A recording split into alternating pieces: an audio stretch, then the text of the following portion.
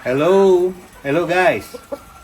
I'm holding, ngayon ko lang to ipapalabas. After so many years, ngayon ko lang ipapalabas.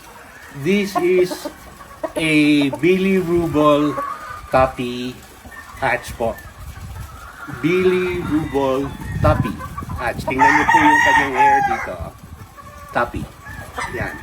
Nanggaling po ang original nito from Mr. Bebot Uy, the legendary breeder from Davao, that he shared to my friend here in Bacolod, and also a living legend, si Mr. Elwin Havilosa, no?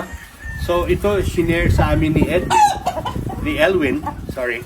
So pinarami namin ito ngayon kasi ito ang ganda po i-cross nito sa roundhead. Maganda po i-cross sa roundhead. Maganda po nilaban sa pitmasters. Ang daming beses na may tatalo naman.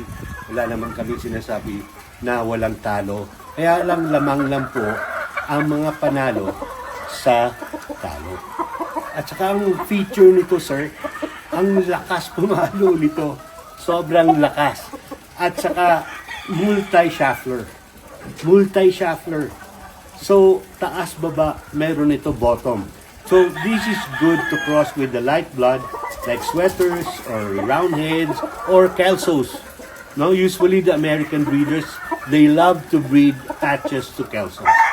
So, ito po is a Billy Rubol Tuppy hatch from Boy J. Lunao Game Farm.